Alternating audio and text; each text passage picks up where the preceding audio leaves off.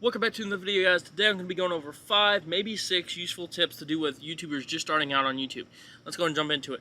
Number 1, or this time I'm going to consider this one a freebie, have a notebook. Now, what do you mean by this? Well, this notebook is going to be used as your YouTube ideas notebook. You're going to carry this around all the time with you with a pen, of course, and make sure it's a sturdy notebook. This one I actually keep at home. I have a better one, which actually is leather, so it has more durability. But if you take a look at this one, it's been sitting a little bit, and even the strap just from the notebook right there has kind of bent it. You don't want one like this if you're going to be traveling. This is great if you're putting it in a purse or something like that, but if you're going to be sitting here and having it in your pocket and like put it in your pocket to write down ideas, you don't want something like this. You want something that's actually leather or something like that. So that is number 1. Always carry around a notebook to write down ideas in, or you could use your phone, something like Google Drive, Google Docs, or just a simple notepad on your phone. I wouldn't recommend doing the phone thing though. I would recommend doing this, as this, this for notebook wise seems to be a little bit more easier to get to.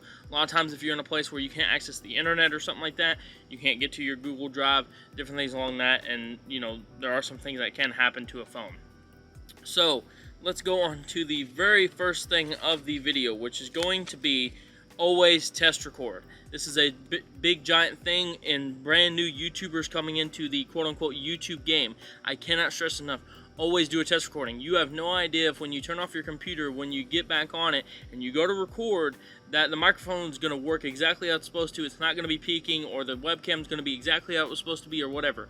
You can sit here and look up countless amount of Twitch streamers and YouTubers who have sat here and literally turned off the computer, everything was fine, and they come back in expecting everything to be great, and they start their stream, or they try to do something like make videos or whatever, and it does not work. Either their recording program is having problems, or it's set to the wrong quality for some reason, or the camera just doesn't work.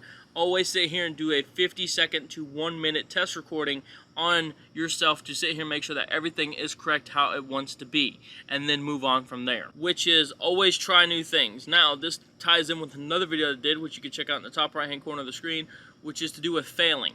So with YouTube, there is always going to be failure. There's always going to be something that happens. There's always going to be something that sets you back in life. That's just with life. But from that, you can move on and progress. Always try brand new things on your channel. Always try to reach out, try to do things that you actually want to do on your channel. And if it doesn't work, hey, it doesn't work. Fall back to the things that your channel is known for. Have a beginning and have an end of your video, and simply wing it. Now, why do I say this? A lot of people starting out on YouTube or just in general will tell you do not wing it. Always have a script, or a lot of people on YouTube actually have a script. People who are socially challenged and anxiety challenged, meaning basically what that happens is that they sit here and they have really bad social anxiety.